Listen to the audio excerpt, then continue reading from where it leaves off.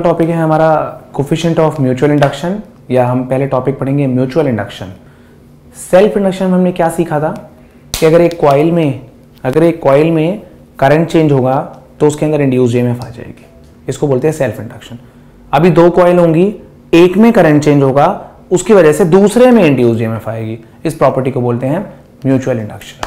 ठीक है, राइट। मान लो कि दो कॉइल हैं हमारे पास,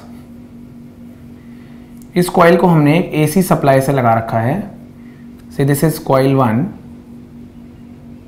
ठीक है, एसी सप्लाई का मतलब लगातार करंट चेंज हो रहा होगा। इसके पड़ोस में हमने एक और कॉइल रखी हुई है,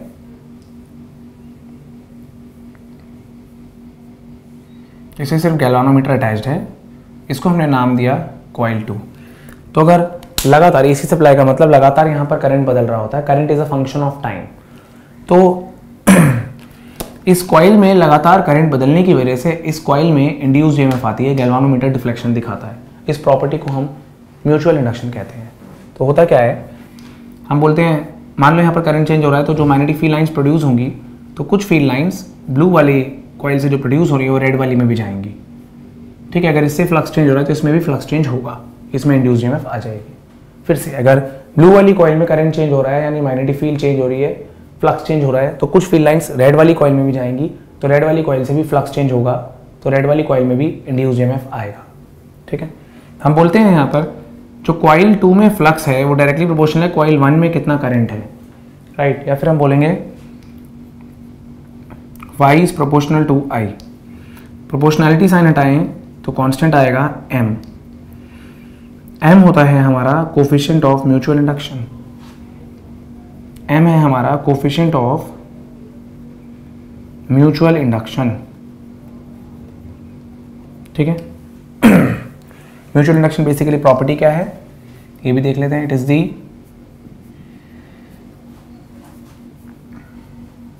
property of a coil by virtue of which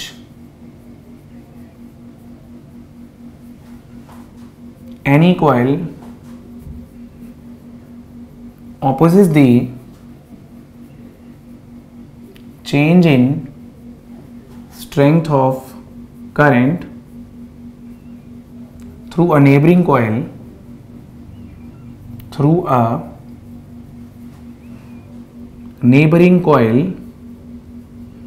by developing an induced EMF across itself। ठीक है, it is a property of a coil by virtue of which any coil opposes the change in strength of current through the पड़ोसी coil, through the neighboring coil by developing an induced EMF across itself। अपने across induced EMF develop करके पड़ोसी coil में change in current को oppose करता है। ठीक है, राइट। अगर हम फ्लक्स वर्सेस करंट का ग्राफ बनाएं, ठीक है, तो उसका tan थीटा देगा कोफिशिएंट ऑफ म्यूचुअल इंडक्शन। ये बात याद रखना कि फ्लक्स कॉइल 2 में होगा तो करंट कॉइल 1 में होगा, राइट।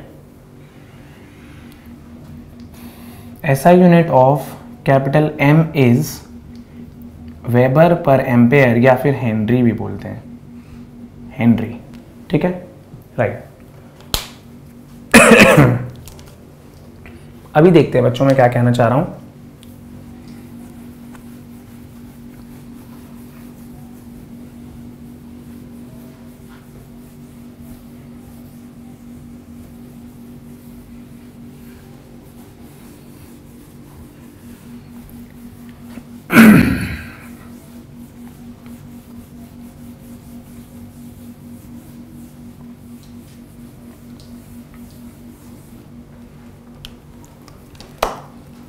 अगला टॉपिक हम पढ़ेंगे definition of coefficient of mutual induction and 1 Henry. जैसे कि सेल्फ इंडक्शन की मदद से हमने 1 हेनरी डिफाइन किया था, अभी हम म्यूचुअल इंडक्शन की मदद से भी 1 हेनरी डिफाइन करेंगे। ठीक है, तो डेफिनेशन ऑफ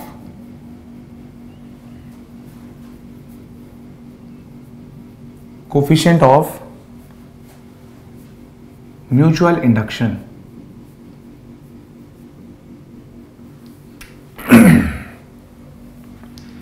फ्लक्स जो है वो डायरेक्टली प्रोपोर्शनल होता है करंट के। अगर हम प्रोपोर्शनैलिटी साइन हटाएं तो कोफिशिएंट ऑफ म्यूचुअल इंडक्शन होता है m, ठीक है। EMF होती है minus d phi by d t, तो यहाँ से आ जाएगी minus m d I by d T.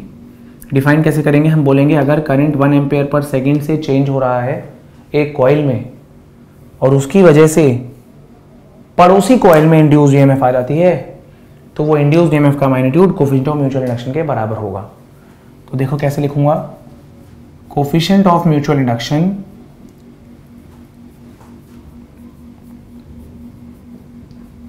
Is numerically equal to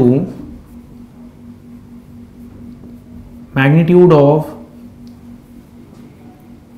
induced EMF in a coil when current is changing at the rate of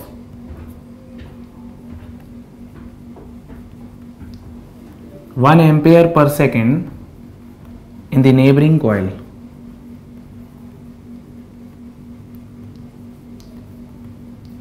ठीक है, coefficient of mutual induction is numerically equal to magnitude of induced EMF in a coil जब current change हो रहा हो 1 ampere per second से पड़ोसी coil में। ठीक है, इंड्यूस्ड ईएमएफ कितनी आएगी, उसका magnitude coefficient of mutual induction के बराबर होता है अगर D I by d T 1 ampere per second हो। मैं आपसे कहना चाह रहा हूं कि अगर D I by d T 1 ampere per second हो तो इंड्यूस्ड ईएमएफ का magnitude coefficient of mutual induction के बराबर होता है। ठीक है बेटा, राइट। यहां से 1 हेनरी भी डिफाइन कर सकते हैं। क्या करेंगे कि अगर 1 एम्पियर पर सेकेंड से चेंज होता हुआ करंट पड़ोसी कॉइल में 1 वोल्ट इंड्यूस्ड ईएमएफ प्रोड्यूस कर दे तो दोनों के बीच का coefficient of mutual induction 1 Henry होगा। ठीक है, देखो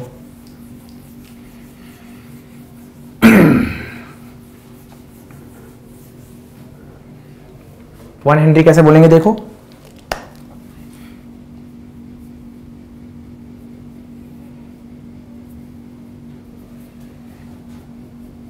कोफिशिएंट ऑफ म्यूचुअल इंडक्शन